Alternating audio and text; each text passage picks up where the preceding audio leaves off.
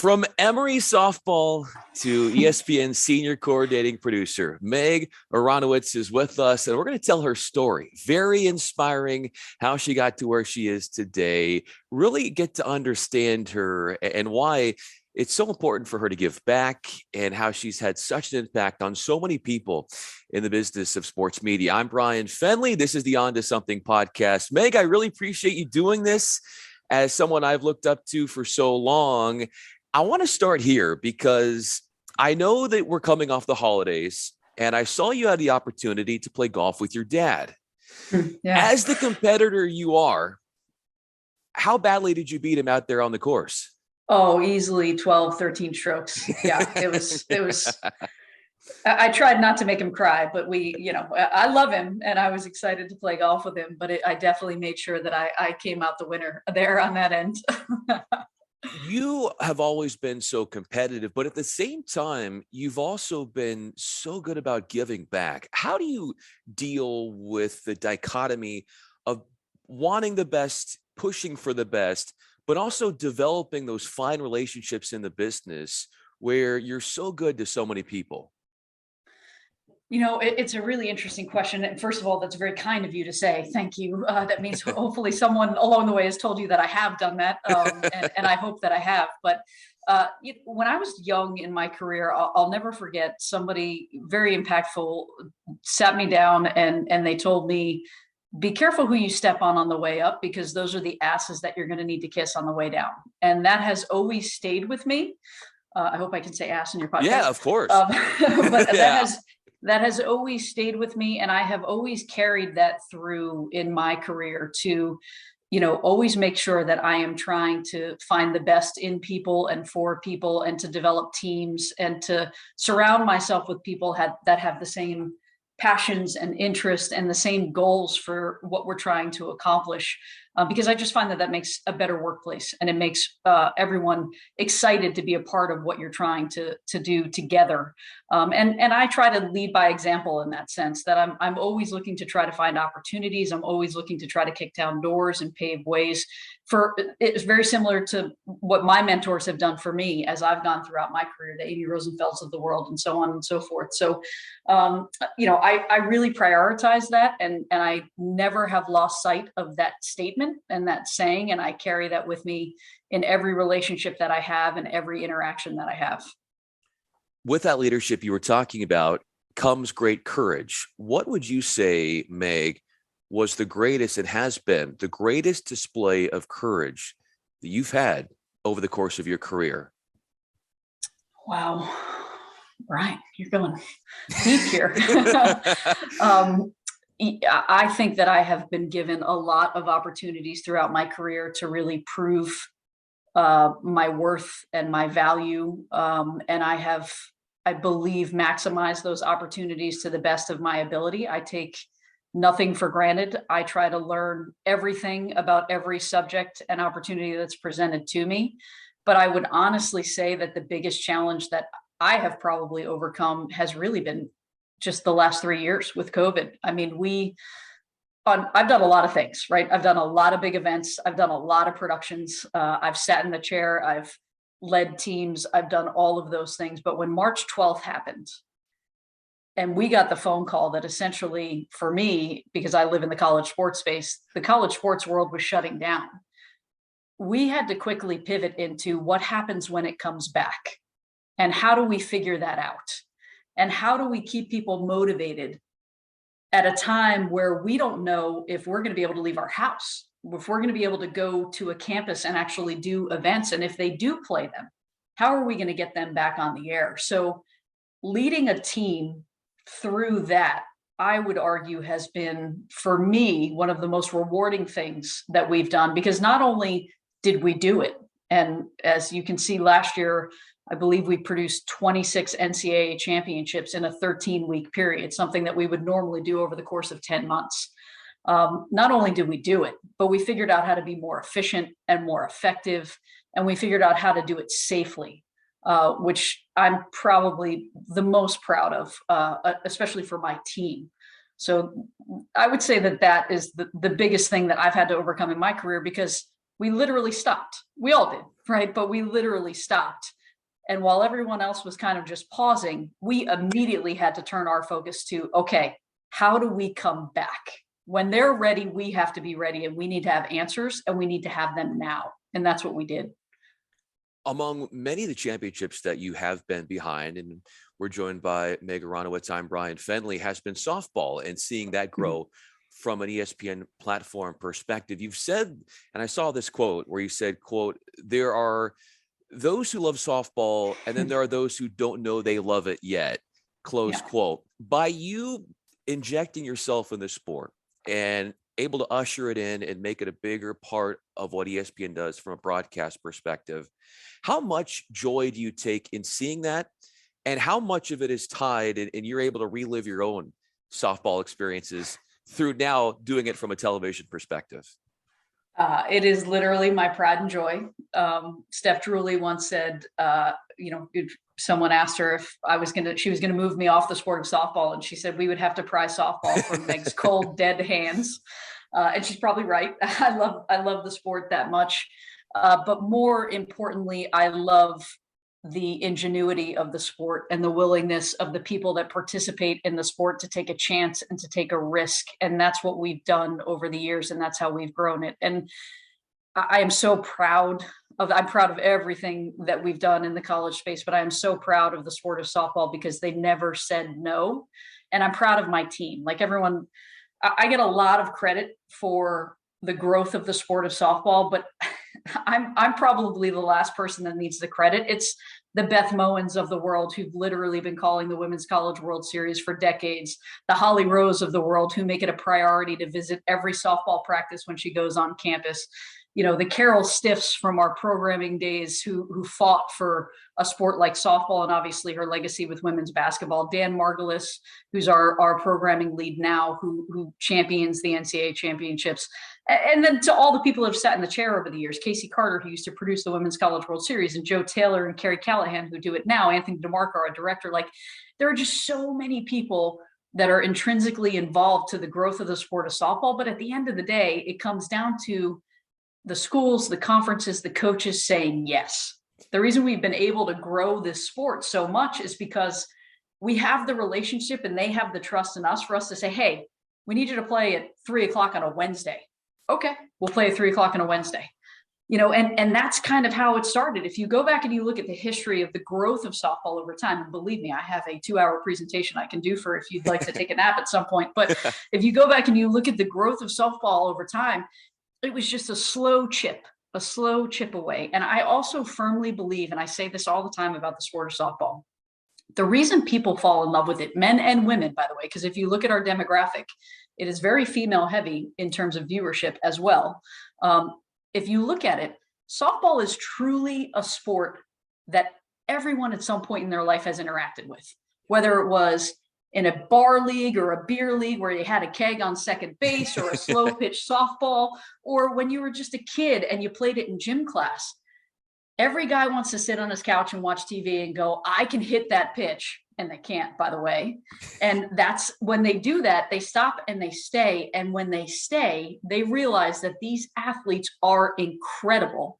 And they lose sight of the fact that they're women. And that's exactly what we want. It is, in my opinion, a powerful women's sport that is finally starting to get the credit for being a powerful sport, because that's how awesome it is. You can recite the history of softball, and in reciting your history as an athlete, yeah, there was softball, but before that, there was Little League Baseball. Yeah. What were you like in the batter's box, Little League Baseball? Well, I was like 4'8", and I think I weighed 87 pounds. But you have done your research. I grew up playing baseball. We didn't have softball where I grew up. So myself and my friend Mandy Hayes were the only two girls on the baseball team, Little League. And, I wanted to do all of it. I would pitch because for whatever reason, I didn't weigh a pound, but I could throw the ball hard, and I would play the outfield and I would play the infield. And I didn't know any different. Like all I wanted to do was play. And I didn't know any different. And when I finally got to high school and started playing softball, I was like, this is a whole other sport. This is like completely different. But I think that playing baseball actually helped me be a better softball player. But man, when I was standing in the batter's box, I was scared to death because I was just as scrawny as could be. They called me peg leg Meg because I had 2 sticks for legs. And I didn't really grow out of that until after college, to be honest. I wish I had those now. Sure. So baseball made you a better softball player during your time in Little League. How about when you were in Little League, and certainly you were outnumbered by boys, and you are now taking on a field in sports media where you now are paving the trail for more women? How much do you attach and tie in those early days being outnumbered by men in the world of baseball to you being able to be out there and be a trendsetter in the world of sports media nowadays? Well, thank you for calling me that. That's an honor. But honestly, I think you are dialed into something that I haven't really thought about, but I think it is a huge impact actually, because I have never been uncomfortable being the only woman in the room. And I can tell you that throughout my career, the vast majority of the time, I have been the only woman in the room. And I think a lot of us can say that. But I do believe that growing up in a world where I put myself in a position, obviously in the background, not intentionally thinking of this in that way, but I was in a position where I often was the only female playing on these teams with a bunch of boys. And I played flag football and all of those kinds of things with a bunch of like that. I've never had that fear of being, and I've never had the fear of not being able to speak up because I am the only one in the room. That's probably, some would consider it a flaw. I have no problem speaking up. So I do think now that you make that point and I think about it, that actually probably had a lot to do with why I'm so comfortable in that space and why I'm so willing to just run into the burning building a lot of times. Now, I have also made it a point throughout my career, as those who have come before me have done, to try to kick down as many doors as I possibly can so that those that I'm mentoring and those that they will mentor don't have to be in those situations where they feel uncomfortable or be a situation where it's even a conversation. And that's something that I pride myself on, that now I look around at times and, the ACC network is a prime example. There were really 4 of us that were the leadership of the launch of the ACC network. We were all women. And there was an article that was written about that. And I remember when the article came out, everybody was all excited. And I remember Amy Rosensfeld very specifically saying, wouldn't it be great when that's not a story? Yeah. And that's, I think, what we're all in this space trying to accomplish for those that are coming behind us. Yeah, that's well said. What is the greatest compliment, Meg, you've ever received? Well, you've given me a few compliments in this podcast, Bryan. So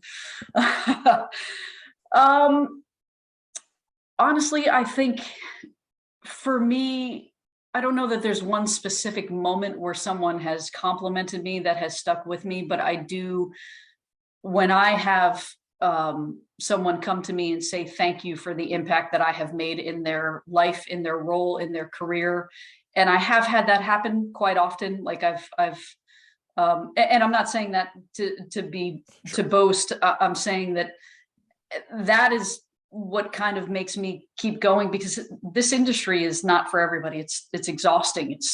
It's stressful.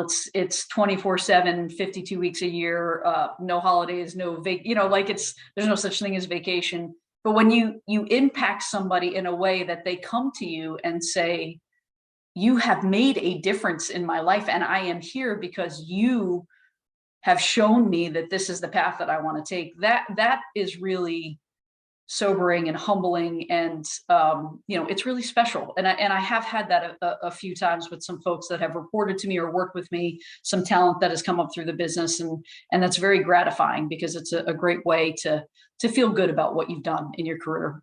So many people, like you said, you've worked with, who have said great things about you, and someone else who would say great things about you, who has had an indelible mark on you, is your wife. And the role in which she uplifts you.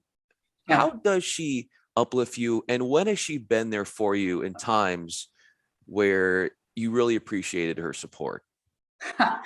Well, she is by far the better half and the better part of me.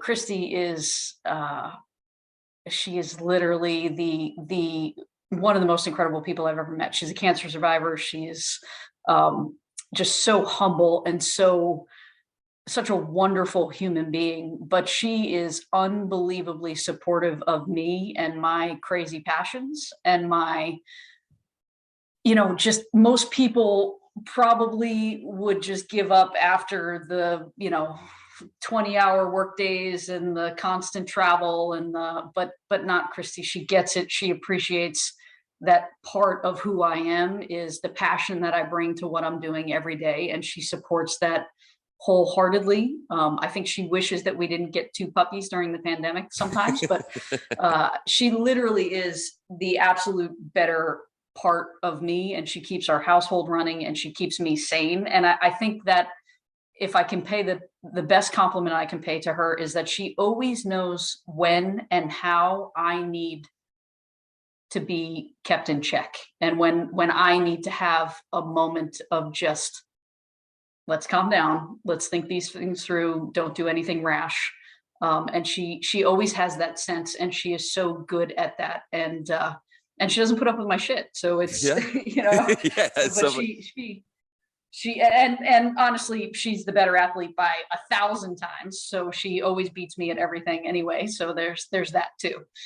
But that's why you go and you play your dad in golf. So if you can't beat your wife, then you say, okay, Dad, let's go play some golf and I'll beat you. Meg Aronowitz is with me. I'm Bryan Fenley. You brought up the fact that you have, during the pandemic, you brought up 2 puppies. Mm-hmm. The infatuation with beagles, where did that stem from?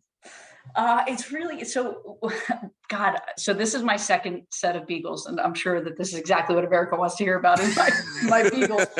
This is my second set of beagles, but way back when I decided to get a dog, and I didn't want, this was in my, early 30s or what have you, late 20s. I didn't want a big dog, but I didn't want a little dog. So somehow I settled on a beagle and fell in love with my previous dog, Walt, who was a chocolate beagle, and then started reading books because I'm a dork. So I started reading books on beagles and found that they need companionship because they have a lot of energy. And so then I said, well, now Walt needs a brother. So then I got Eddie. I had Walt and Eddie for Eddie lived 13 years. Walt just passed away this June. But when Eddie passed, I was so heartbroken because they become like your family. Totally. And anybody that has dogs. Then the pandemic happens, and Christy and I are literally sitting here one day in April, and I said we should get another dog because Walt was older, and she was like, "You're crazy. We're not getting another dog. We're in a pandemic." I said, "No, that's exactly it. We're both home. Like we should get another dog." And so she finally reluctantly agreed to get another dog. And then somehow in the dark of night, I convinced her to get 2. And now we have 2. And she walks around the house literally as they're destroying things saying, let's get puppies, let's get 2 all the time. So, but now we have Bryan and Summitt. So after Bear Bryant and Pat Summitt. Speaking of Pat Summitt, the role that she's played in inspiring you in your career, how would you quantify that? So when I was in high school and college, I read all of Pat's books. And she, for a lot of us, was the pinnacle of just success as a female, as a leader, as a coach, just the way she carried herself, the way she carried her team, who she was as a human being. I have always had the utmost respect for her. Everyone that I have met that played for Pat or worked with Pat or was around Pat has nothing but good things to say. Every time I go to Knoxville, I stand in front of the statue just for a minute and just say thank you. And I actually was blessed with the opportunity when Pat passed. I don't know if you remember this, but when Pat passed, they had a ceremony, they called it a celebration of life at the University of Tennessee, where a lot of her alumni came, and they did it in, the arena. And we put it on the SEC network, and I actually went and produced that on the SEC network, which was really important for me. And I remember now we would never do this, but I remember I had the flu and I was like, I am producing this. I am not missing this. And I went and that night was just so touching and so telling. I met her in person twice in my life, but just in passing, but just being in Knoxville and having that opportunity. And both times were electric because you just felt like you were in the moment of presence of greatness. And that's exactly what she was. And she very much impacted my life because I had every book. I mean, on my shelf, I had every book. That was her leadership and just how she was able to simplify life and life priorities was really important and impactful for me as a youth growing up. And being a part of that broadcast, and I would think that in other broadcasts as well, but specifically with that one in remembering Pat Summitt's life, how was it cathartic for you? You know, it was cathartic for me, but it was even more cathartic for Christy, my wife, who knew Pat well and played against Pat. Christy played at Tulane, played against Pat, and obviously Pat. Christy was the vice president of the WBCA at the time, so she was there at the celebration of life as well. And for me, being able to give that moment of remembrance and peace to everyone in that venue who was touched by Pat in some way was so special, right? And then being able to send that home to people that couldn't be in Knoxville that night. Pat impacted hundreds of thousands, if not millions of people. And there are people that never met her that were impacted by her in so many ways. And she is irreplaceable, right? There will never be a Pat Summitt, but we can all learn from her teachings and we can all carry that forward. And that night was so special. I remember sitting there at the end of that night with Christy's mentor, Jill Hutchinson, who is another women's basketball Hall of Famer coach, and Jill just being able to be there and have that moment. I remember looking at Jill thinking that this was so worth it because it's what people needed. They needed to be able to say goodbye, but in a positive way. 20 plus years at ESPN. The first day you got to ESPN, when you weren't saying, or you were basically saying, I'm here, there was a big blizzard that came roaring through. What do you remember from that first day walking into ESPN? I remember everything. I remember thinking because I had come from CNN in Atlanta and I remember leaving Atlanta and going to Connecticut, and it had not started snowing yet, but when I got to Connecticut, it started snowing that evening. And then I woke up the next morning and I remember having to dig my car out of the snow. And I was told to be there at 7 a.m. So it's dark. It's still snowing. I'm digging my car out of the snow and I'm thinking to myself, what did you do? This is crazy.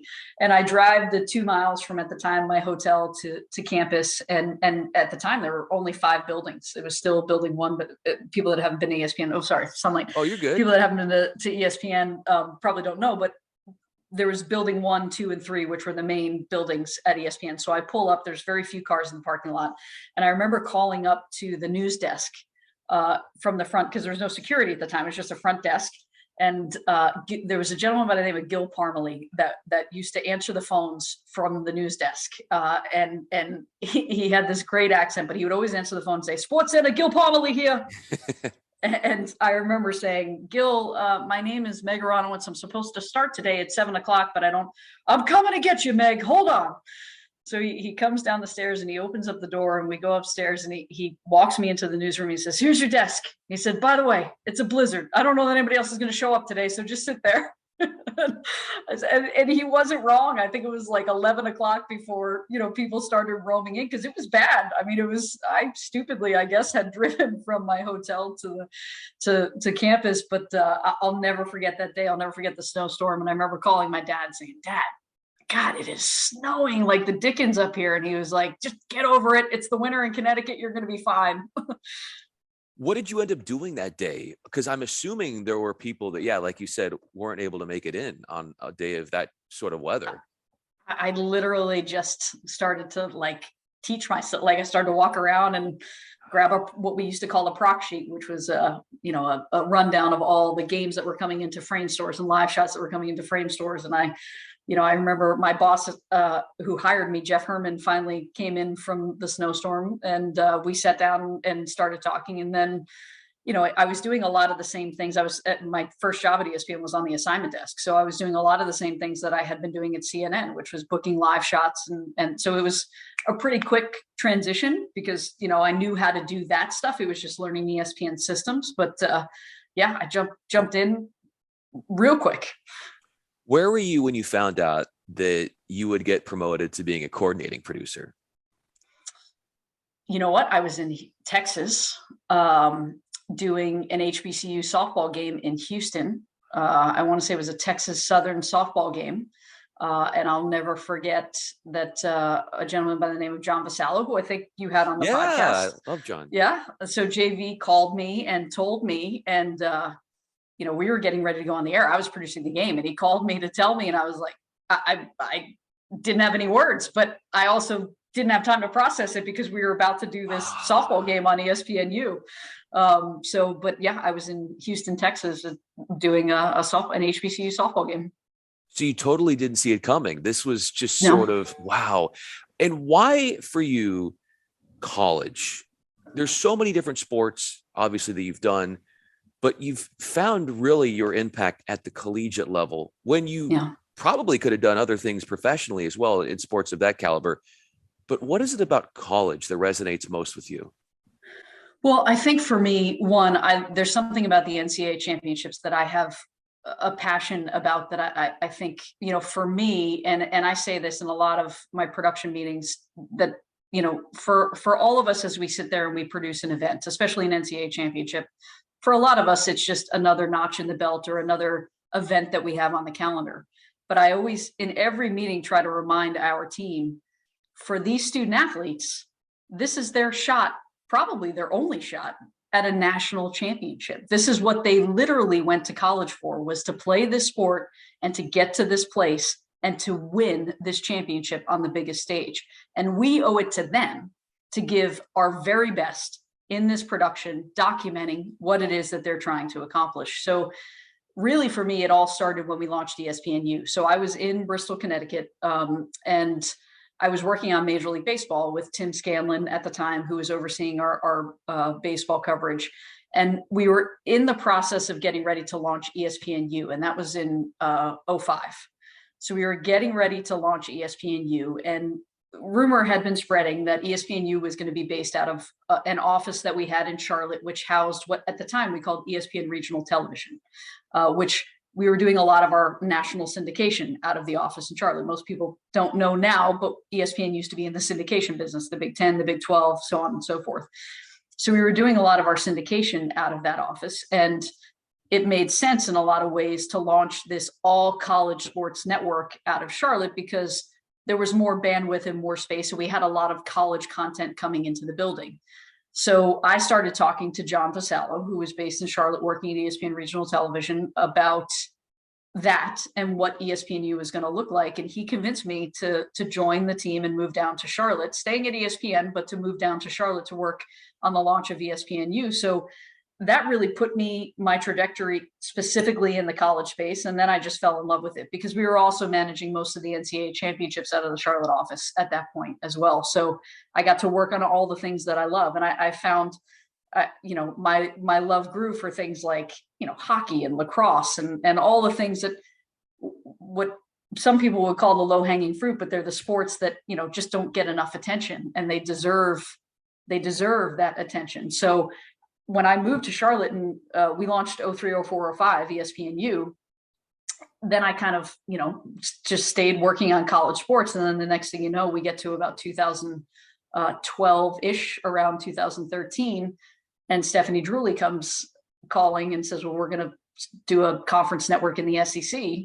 We start having conversations, and she said, would you want to be a part of that? So I helped launch the SEC network. And then fast forward to a couple of years ago when Amy Rosenfeld comes knocking and says, hey, we're going to launch a network in the ACC. Do you want to be a part? So I've actually been able to be a part of, in some small way, the launch of 3 networks at ESPN in my time, all really while being down in Charlotte in the college space. What's different about your approach in building up those networks? Because obviously with the experiences, you're growing and you're figuring all this out and adding on to your knowledge, but like your approach, how did it might differ a little bit in how you went about building up ESPNU to SEC Network to ACC Network? All three of them are different, but yet similar in the sense that all of them obviously touch college sports, but ESPNU was meant to be like ESPN in the college space. So it wasn't a particular relationship with a conference, but it was doing all of the overflow college content that we had from a programming contractual sense and having it in one place to give the sports fan that. So we ran it like a normal network.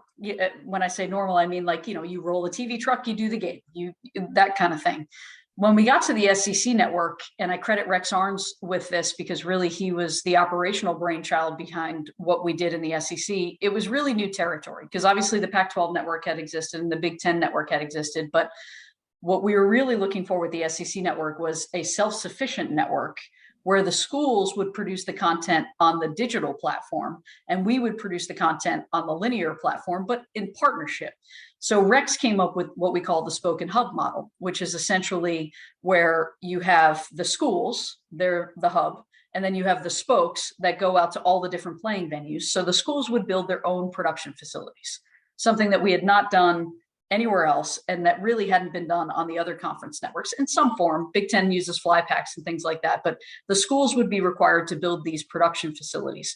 So we would spend a good 2 years working with all the SEC schools on the build out of these production facilities that would have fiber connections to all of their playing facilities, and then ultimately a fiber connection to ESPN, which would allow us to then have our own self-contained transmission path for every event that we would do in the SEC moving forward.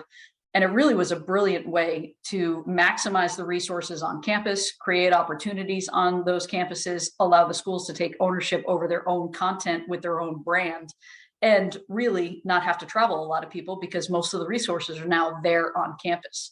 So that is kind of how we launched the SEC network.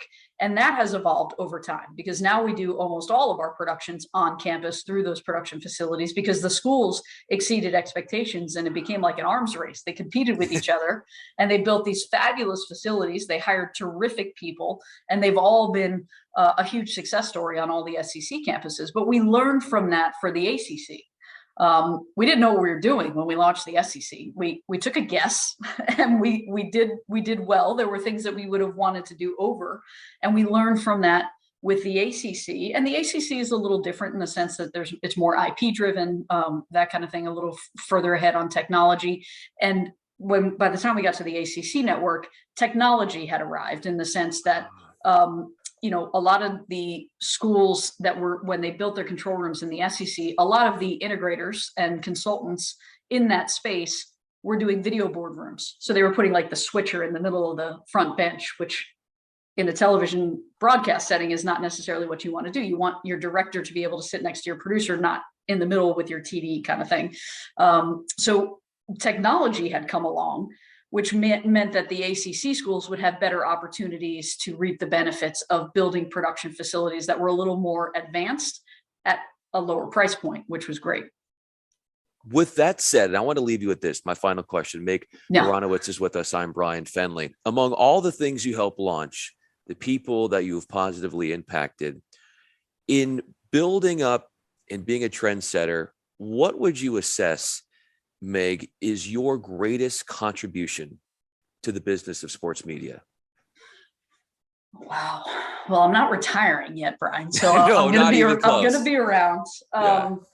I think that we are just scratching the surface on this school, what we call the school production model of being able to produce content at a high level on campus at university. You're obviously seeing it all over the place. A lot of major professional leagues are doing that now too. But I think we are just scratching the surface of creating a workforce that allows opportunities on campuses beyond just working for ESPN, right? So I can tell you that in our years of doing this, since we launched the SEC network, we've had hundreds of students matriculate through the ACC and the SEC control rooms that are now full-time employees at a very high level at ESPN, at Fox, at Turner, at CBS, you name it. They've used their experiences working on those productions to be able to inject themselves into the workforce in a broadcast way.